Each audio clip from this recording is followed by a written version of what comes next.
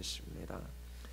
거룩하고 자비로우신 하나님, 육신을 가지고 이 땅에서 살아가는 그리스도인들에게 탄식이 있고 타락한 이 세상 속에서 하나님, 저희들이 살아가기에 육신의 연약함으로 인하여 고통하고 또 하나님, 이 세상에서 탄식하며 살아갑니다. 우리 안에 있는 죄와의 싸움이 있고 사단의 관계가 있습니다. 시험에 들지 않게 하시며 악에 빠지지 않도록 저희들을 붙들어 주셔서 우리에게 주신 사명 감당하는 이 복을 누리게 하여 주시옵소서. 지혜도 능력도 없기에 하나님, 내일을 어떻게 살아가야 할지 알지 모릅니다. 우리 자신도 감당할 수 없어 하나님 앞에 눈물을 흘리는 날들이 많이 있습니다. 하나님, 참으로 우리의 힘과 우리의 능으로 살아가지 아니하게 하시고 우리 안에 성령 하나님을 보내어 주셔서 그분의 통치와 다스림 속에서 성령 하나님을 따르는 삶을 살아가게 하여 주심을 감사드리옵나이다. 하나님이 놀라운 그리스도인의 삶의 비밀들을 배워 알아가게 하여 주시고 저희들이 이 땅에서 열매 맺는 복을 누리게 하여 주시옵소서. 사랑과 하나님 나라의 기쁨과 평강이 넘치게 하여 주시고 온유함과 하나님 아버지의 자비로움 속에서 또 하나님 충성스럽고 선한 삶들을 하나님 앞에 살아가게 하여 주시옵소서. 모든 일에 인내하며 저희들이 주의 나라를 사모하는 믿음의 삶들을 살아가게 하여 주시옵소서. 오늘도 우리에게 말씀하여 주시기를 간절히 원하오며 예수 그리스도의 이름으로 기도드리옵나이다.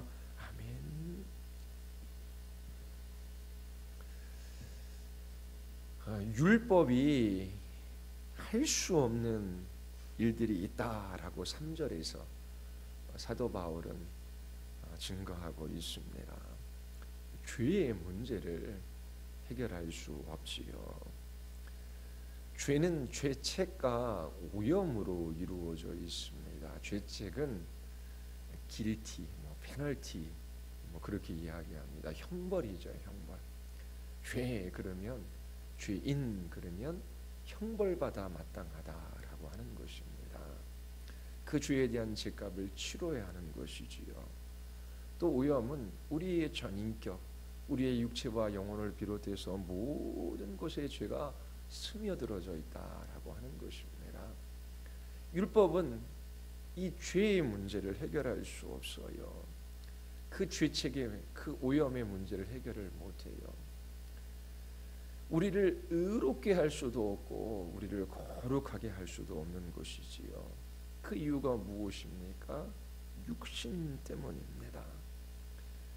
율법은 이 육신을 넘어서지 못해요. 성경에서 육신이라고 하는 단어는 문맥 속에서 파악해야 합니다. 우리의 몸을 가리키기도 하고 우리의 죄된 본성을 육신이라는 말로 표현하기도 합니다. 여기에서 육신은 뭐겠어요? 죄된 본성을 가리키는 것이지요. 이 율법은 이 죄된 본성을 넘어설 수가 없습니다. 그러나 하나님께서는 율법이 연약하여 할 수 없는 이것을 하실 수 있으시지요. 어떻게 하나님께서 율법이 할 수 없는 것을 하십니까? 하나님은 죄 없는 자신의 아들을 죄 있는 육신의 모양으로 이 세상에 보내셔서 그 몸에 그 육신의 죄를 정하셨지요. 여기서 육신이라고 하는 것은 그냥 예수 그리스도의 전 존재, 이 사람을 가리키는 겁니다. 이 몸을 가리키는 것이지요. 죄된 본성을 가리키는 것이 아닙니다. 하나님의 법에 불순종하는 사람들은 그 죄값을 따라 형벌을 받아야 하는 것이죠. 정죄받아야 마땅합니다. 그런데 하나님께서 우리를 정죄하는 대신 우리에게 그 죄값을 돌리는 대신 우리의 죄를 그 아들이신 예수 그리스도에게 전가시키셔서 우리 대신 그를 벌하셨어요. 죄의 삭은 사망입니다. 죄인들은 죽어야 하는 거예요. 하나님 앞에 죄 짓는 우리가 죽어야 마땅하는 것이지요. 그러나 하나님께서 우리가 받아야 할 그 죄값, 그 죽음을 우리에게 돌리지 아니하시고 예수 그리스도께 돌리셨어요. 예수님께서 우리의 죄를 대신해서 십자가에서 죽으신 것입니다. 그래서 이제 예수님 믿는 사람들에게는 정죄함이 없어요. 너는 죄짓고 살아가지? 넌 그 죄값은 죽음이야. 너는 이 땅에서도 죽음을 맛보지만 죽을래야 죽을 수 없는 영원한 죽음, 지옥의 형벌에 처해질 거야. 그러면서 하나님께서 그렇게 죄를 선고하시고 어느 날 그의 생명을 가지고 가셔서 지옥으로 던져버리시는 것이지요. 근데 예수님 믿는 사람들에게는 그 죄에 대한 선고가 없어요. 너의 죄에 따라 너는 죽어야 돼. 그런 선고가 없어요. 선고가 없으니까 그 죄에 대한 형벌인 죽음에 처해지지도 않는 것이지요. 이처럼 예수 그리스도를 믿는 우리에게는 정죄함이 없습니다. 그 죄의 값으로부터 우리를 구원해 주신 것이죠. 뿐만 아니라 그 죄의 오염으로부터 우리를 자유하게 하셔요. 우리를 거룩하게 하시는 것이지요. 우리에게 율법의 요구를 이루게 하십니다. 어떻게 하십니까? 영을 따르지 육신을 따르지 않고 영을 따라 행하게 하심으로 그 율법의 요구를 이루게 하시는 거예요. 그러므로 그리스도인의 삶은 초자연적이라고 하는 거예요. 그냥 이 땅의 생육법으로 남자와 여자가 결혼해서 태어나는 모든 사람들은 죄인으로 태어납니다. 그 자연적인 삶을 살아가는 것이죠. 자기 자신의 힘, 자기 자신의 능력, 자기중심적인 삶, 자기 자신의 욕망을 따라 살아가다가 죽는 거예요. 그게 자연적인 삶이죠. 근데 그리스도인은 초자연적인 삶을 살아가는 거예요. 성령께서 그리스도인들 안에 역사해 주시기 때문이지요. 우리의 죄된 본성을 따라 자기 자신의 욕망을 따라 자기중심적인 삶을 자기 지혜와 자기 능력과 자기 힘으로 살아가는 것이 아니에요. 성령께서 믿는 우리들의 그 믿음을 통해서 우리 안에 우리의 삶 가운데 역사해 주시는 것이지요. 이 성령 하나님의 역사는 모호하지 않아요. 신비적인 체험, 말로 형용할 수 없는 그런 체험도 아닙니다. 불같은 것이 우리의 온몸을 찌릿찌릿하게 하고 새로운 환상을 보게 하고 그런 것들이 일반적인 것이 아니에요. 성령 하나님은 유기적인 역사라고 말씀을 드렸어요. 그런데 그 성령 하나님께서 우리에게 어떻게 역사하시는지 오늘 성경 본문이 우리에게 말해주고 있습니다. 성령 하나님께서는 예수 그리스도의 죽으심과 부활, 하나님께서 예수 그리스도의 죽음과 부활을 통하여 우리에게 행하신 그 놀라운 일들을 믿는 신자들 안에 역사해 주십니다. 오늘 성경 본문은 그리스도인과 그리스도인이 아닌 사람들을 잘 비교해 주고 있어요. 영을 따라 살아가는 사람들의 특징이 무엇이고 그렇지 않은 사람의 특징이 무엇인지 우리에게 잘 나타내 보여주고 있습니다. 그게 뭐냐면 생각이에요. 생각. 사고방식입니다. 이 사고방식은 마음 깊은 것 가운데 이 애착을 가지고 있는 것, 그것을 의미하는 거예요. 빌립보서 3장 19절에 보면 불신자들에 관하여 사도 바울이 이렇게 묘사하죠. 그들의 마침은 멸망이요 그들의 신은 배요. 배라고 하는 것은 그릇된 욕망을 나타낸다라고 말씀을 드렸어요. 자기 자신의 욕망을 따라 살아가죠. 그들의 영광은 그들의 부끄러움에 있고 뭘 생각하는 자들이라? 땅의 일을 생각하는 자라라고 얘기합니다.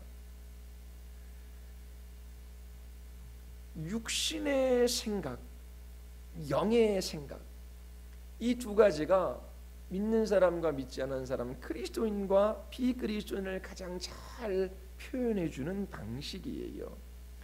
자, 비그리스도인들은 육신의 생각을 따라 살아갑니다. 땅의 일을 생각하는 거예요. 자, 성령께서 내주하는 사람, 성령을 따라 행하는 사람들의 특징이 뭐냐면 영의 일을 생각하는 것이지요. 땅의 일이 아니면 어디에 위의 것들을 생각하며 살아가는 것입니다. 그리스도인이 된다라고 하는 말의 의미가 무엇인지를 8장 9절이 우리에게 설명해 줘요. 9절 한번 보십시오.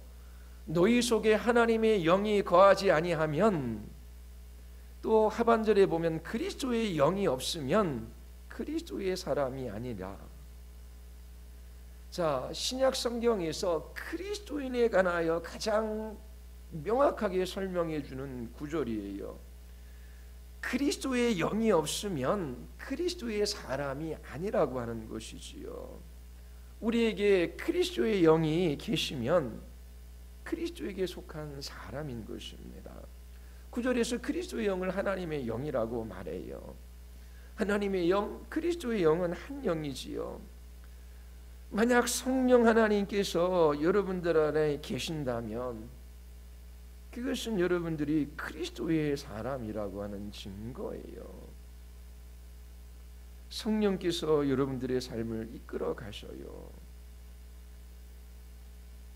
그리스도의 영이 우리 안에 계시면 우리가 결코 생각할 수도 없고 할 수도 없고 또 될 수도 없는 그런 변화를 성령께서 우리 안에 가지고 오시는 거예요.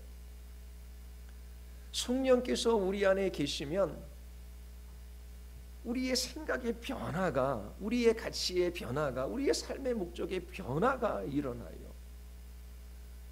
아주 어린아이일지라도 예수 그리스도를 믿어요. 성령께서 그 마음 안에 역사해 주셔요.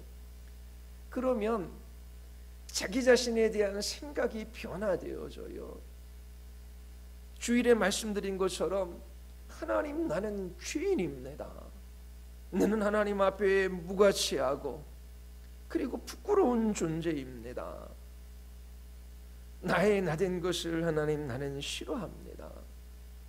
그러면서 자기를 미워하고 자기를 부끄러워하고 눈을 들어 예수 그리스도를 바라봐요. 근데 이처럼 나같이 부끄러운 존재를 향한 그 하나님의 사랑이 얼마나 크고 위대한지를 보는 것이지요. 그래서 성령께서 그 전에는 도무지 생각할 수 없었던 것들을 생각하게 하시고, 그리고 우리의 마음의 변화를 일으키셔서 하나님의 뜻을 따라, 그 하나님의 계획을 따라 그렇게 살아가고 싶은 마음을 우리 안에 불러일으키셔서 그 길을 걸어가게 하시는 것이지요. 그러면서 우리의 마음과 우리의 삶을 성령께서 변화시켜 주시는 거예요. 성령께서 그리스도를 알게 하시고 그분이 하신 그 모든 구속의 사역을 우리에게 적용해 주셔서 그렇게 우리의 생각, 우리의 태도, 우리의 삶의 방향에 변화를 불러일으키시는 것입니다. 역사 가운데 있었던 모든 그리스도인들의 고백, 성경에서 예수 그리스도를 향한 모든 신자들의 고백, 오늘날 예수 그리스도를 믿는다라고 하는 참된 모든 신자들의 고백을 보십시오. 자기를 미워해요. 자기를 부끄러워해요. 하나님 앞에 무가치하고 소망 없는 죄인임을 알아요. 그리고 예수 그리스도만을 붙들고 그만 바라봐요. 우리가 하는 모든 삶 속에서 그리스도께서 높임을 받고 그리스도께서 영광 받으시기를 원하시는 것이지요. 어떻게 이렇게 고백하고 어떻게 이렇게 살아갈 수 있습니까? 성령께서 그 안에 역사해 주셨기 때문에 그래요. 우리가 읽은 이 본문 말씀에서 사도 바울이 어떻게 논증해 가는지 그 논증의 순서들을 다시 한번 정리를 해보도록 하겠습니다. 그리고 뒤로부터 다시 한번 정리하고 기회가 되면 로마서 8장 5절과 6절 말씀, 이 말씀이 그리스도인의 삶, 성령 하나님을 따라 살아가는 신자들의 삶에 있어서 열매 맺는 삶에서 너무나 중요한 구절입니다. 그래서 이 구절에 관해서 존 오웬이 쓴 책이 있습니다. 이 한 구절만을 가지고 그렇게 이 진리들을 밝혀놓은 것이 있어요. 제가 그 책도 좀 읽고 그래서 정리를 해서 성령 하나님을 따르는 삶, 이 영의 생각이 생명과 평안이고 육의 생각이 사망인데 이것이 무엇인지를 조금 더 이 시간에 함께 공부하고 또 그리스도인의 삶이 어떠한지를 함께 배워가기를 원합니다. 자, 4절 보시면 예수님께서 십자가에서 죽으신 목적을 사도 바울이 우리에게 가르쳐주고 있지요. 자, 예수님께서 십자가에서 죽으신 목적이 무엇입니까? 4절에서 우리에게 율법의 요구를 이루게 하심이에요. 율법의 요구가 이루어진다는 말의 의미가 무엇입니까? 로마서 13장 8절에서 사랑하는 자는 율법을 다 이루었느니라 라고 말씀하시죠. 사랑이 율법의 완성이에요. 예수 그리스도께서 십자가에서 죽으신 목적 4절에서 이야기하는 것입니다. 우리 안에 율법의 요구가 이루어지게 하는 거예요. 하나님을 사랑하고 이웃을 사랑하는 삶을 살아가게 하시기 위하여 예수께서 십자가에서 죽으셨다라고 바울이 지금 설명하고 있습니다. 자, 그러면 두 번째로 이 율법의 요구가 어떻게 이루어집니까? 어떻게 우리는 사랑하며 살아갈 수 있습니까? 4절이 얘기하죠. 육신을 따르지 않고 영을 따르는 우리들에게 그 율법의 요구가 이루어지게 하는 것이지요. 자, 그러면 성령 하나님을 따르는 삶, 영을 따르는 그리스도인의 특징이 무엇입니까? 5절이 이야기를 해요. 영을 따르는 자는 영의 일을 생각한다.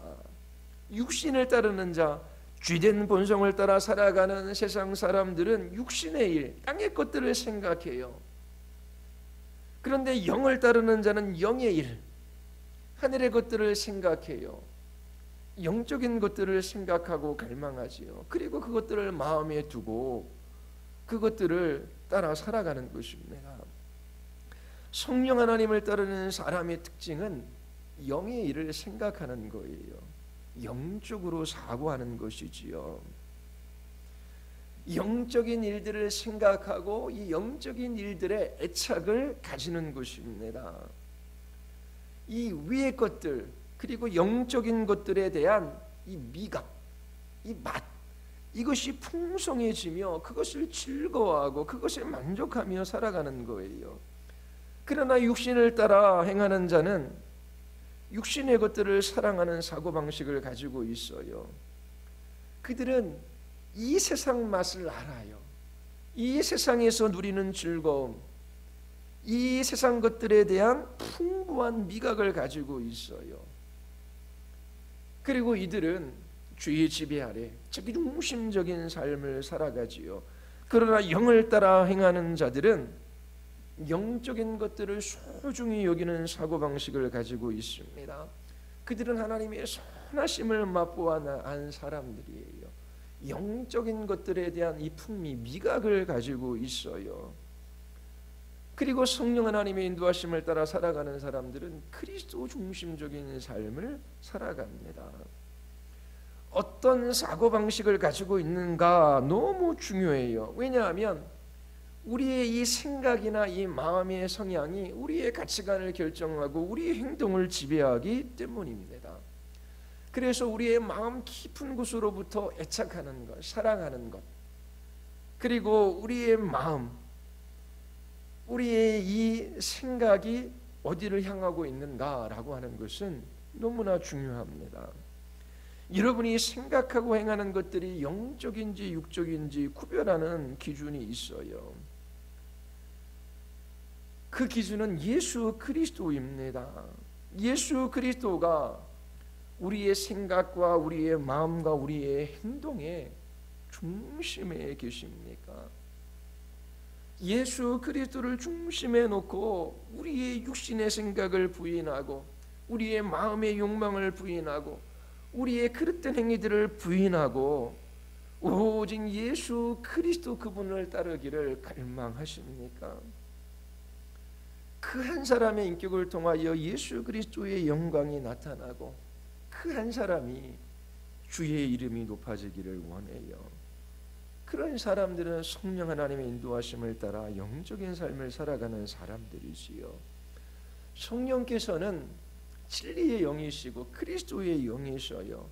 우리에게 그리스도의 인격 그리고 그분이 하신 일, 그것을 우리에게 계시해 주시기 위하여, 우리에게 적용시켜 주시기 위하여 이 땅에 오셨어요. 그리고 그리스도만 높이기 위하여 이 땅에 우리 안에 오신 것이죠.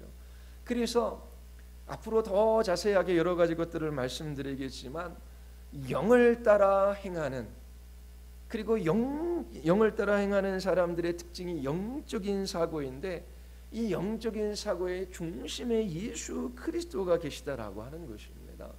그리고 그리스도만 높이는 삶을 살아가기를 원하지요.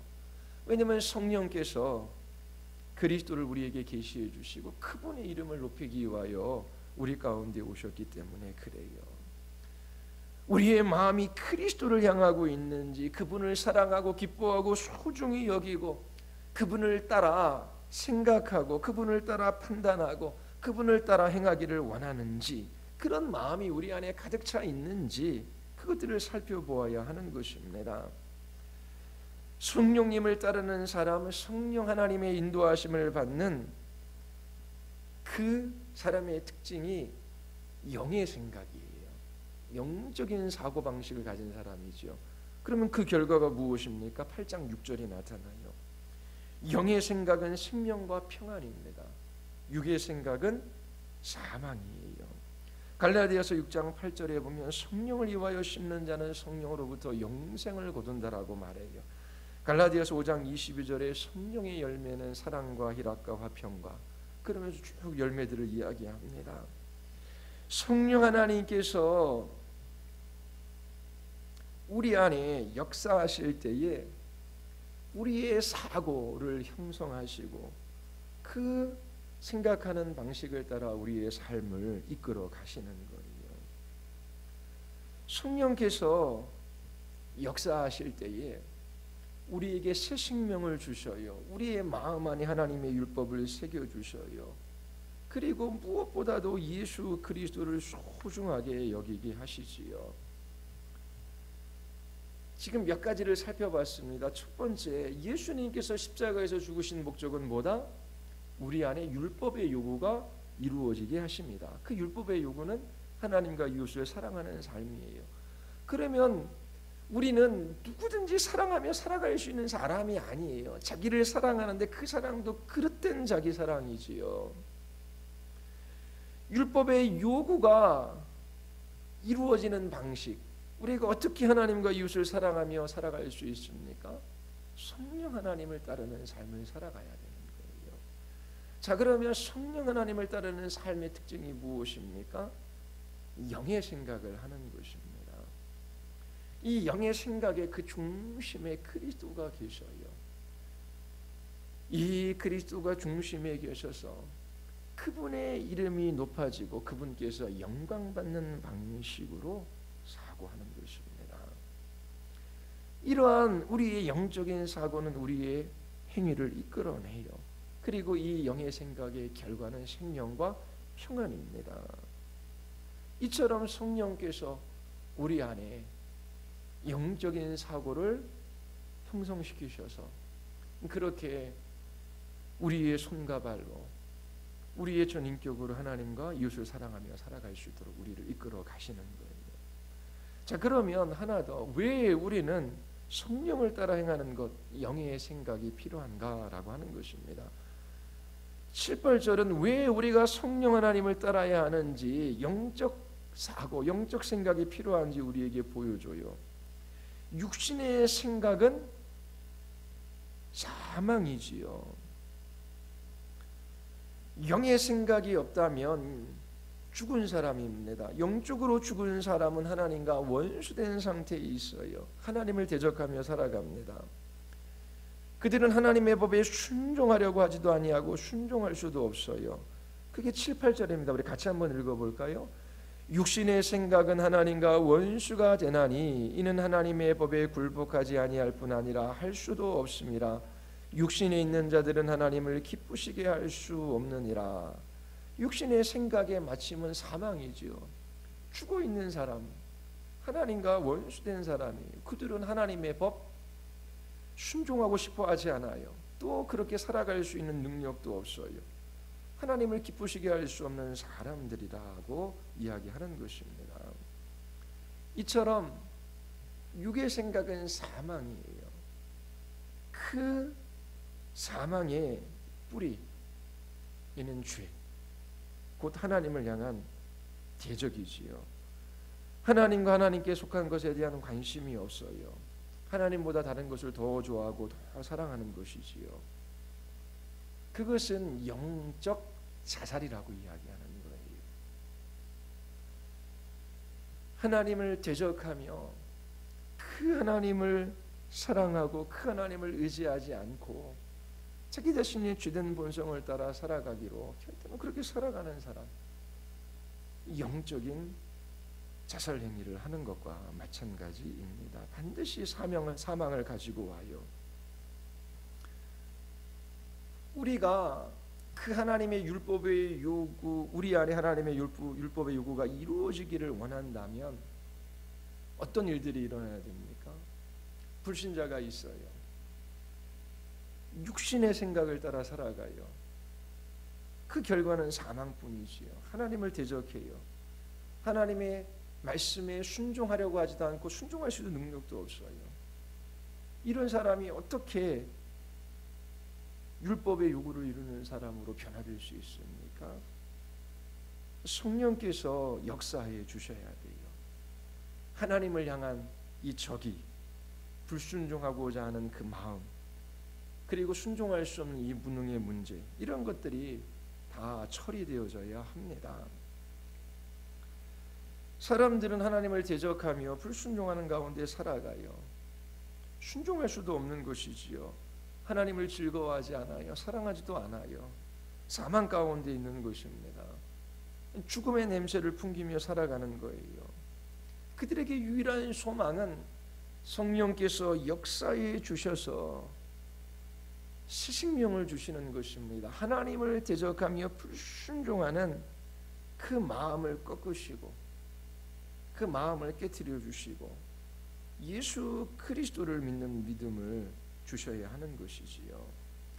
성령께서 그렇게 예수 그리스도를 믿는 우리 안에 역사하셔서 율법의 요구를 이루어가게 하시는 것입니다. 자, 다시 한번 정리하고 마칠게요. 7, 8절, 육신의 생각은 하나님을 대적하는 것이지요. 육신의 생각은 하나님께 순종하려고 하지도 않고 순종할 수도 없어요. 그리고 하나님을 기뻐할 수도 없습니다. 그러므로 육신의 생각은 사망을 불러일으켜요. 그 6절에서 이야기하는 것입니다. 하나님을 대적하는 자들은 영적인 자살 행위를 하는 거예요. 성령께서 생명을 주셔야 합니다. 그때 영적으로 사고할 수 있어요. 이 육적인 사고방식을 벗어나기 위하여 성령께서 역사해 주셔야 해요. 자, 그리고 5절 한번 보십시오. 자, 7, 8절에 육의 생각은 하나님을 대적해요. 육신의 생각은 결국 사망을 불러일으켜요.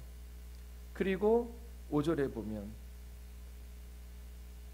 영의 생각은 성령에 이끌려 성령에 이끌린 삶의 열매를 맺게 해 주십니다.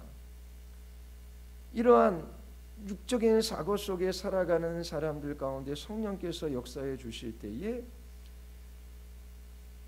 영적인 사고를 하는 그러한 성령 하나님께서 함께 하시는 그리스도인이 될 수 있는 것이지요. 그리고 4절을 한번 보십시오. 이 영의 생각을 따라 살아가는, 영적으로 사고하는 그 사람들이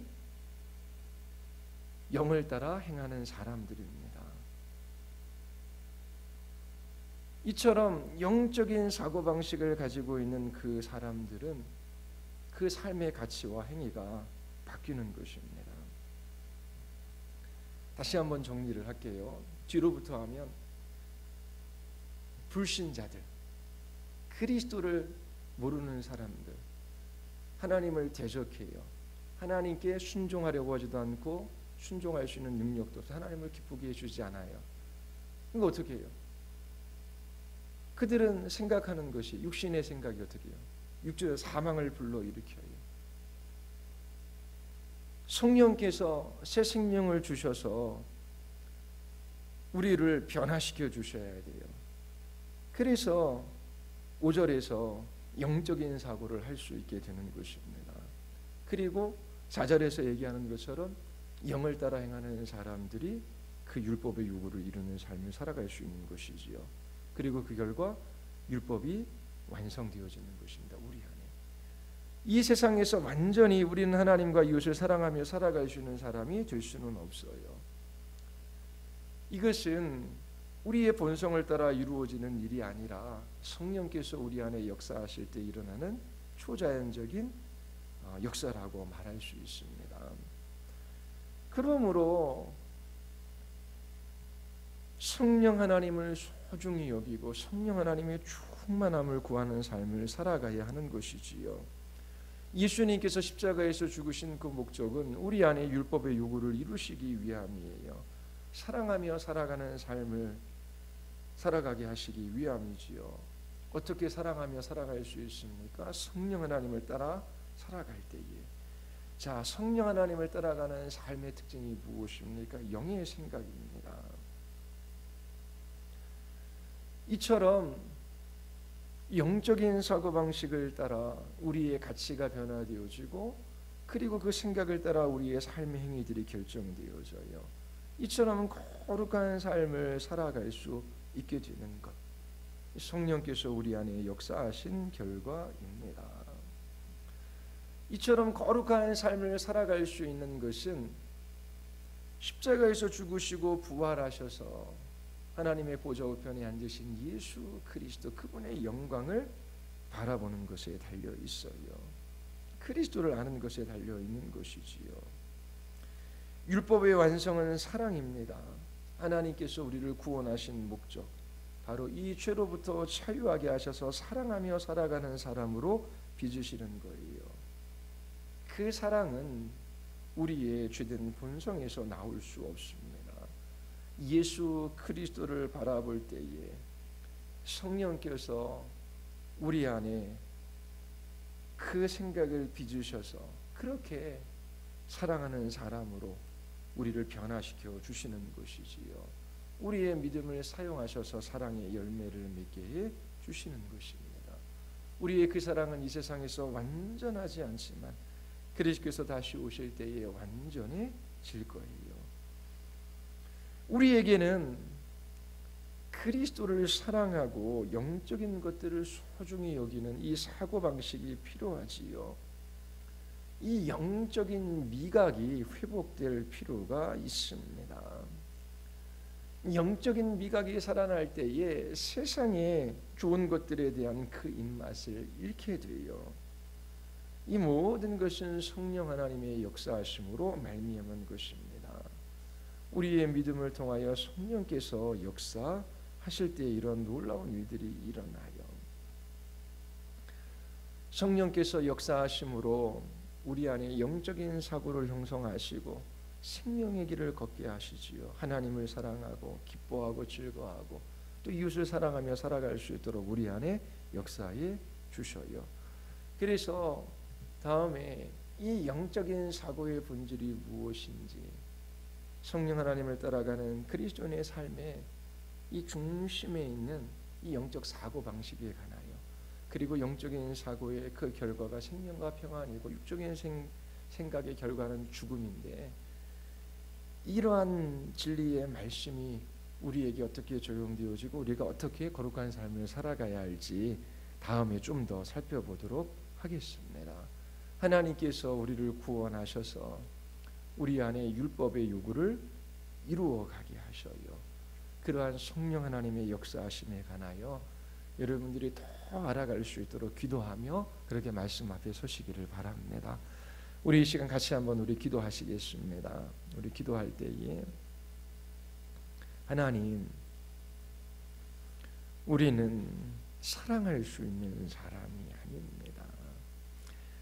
하나님보다 이 세상에 있는 것들을 더 사랑하고 하나님보다 자기 자신을 더 사랑하고 하나님이 이 땅에 있는 것들을 하나님보다 더 의지하며 예수님보다 이 땅에 있는 것들을 더 자랑하며 살아가고자 하는 죄된 욕망이 우리 안에 남겨져 있습니다. 하나님, 참으로 성령께서 우리 안에 충만히 역사하셔서 저희들이 예수 그리스도를 더욱더 사랑하게 하시고 더 알아가게 하시고 그리스도 중심으로 사고하게 하시며 성령 하나님의 인도하심을 따라 영적으로 사고하는 우리에게 생명과 평안을 가져다 주시는 이 열매 맺는 삶을 살아가게 하여 주시옵소서. 참으로 우리 안에 이 율법의 요구를 이루시는 성령 하나님의 역사하심을 배워가게 하시고 알아가게 하여 주시옵소서. 우리 같이 한번 기도합시다. 그리고 두 번째로, 하나님, 이 교회 위에 우리의 자녀들에게 또 여름 성경학교가 있습니다. 하나님, 말씀하여 주시옵소서. 성령께서 새 생명을 허락하여 주셔서 하나님의 말씀을 저희들의 마음 가운데 주셔서 저희들이 참으로 위의 것들을 생각하며 하나님 기뻐하는 자녀들로 체험 있게 하여 주시옵소서. 우리 같이 한번 기도하시겠습니다. 하나님 아버지, 참으로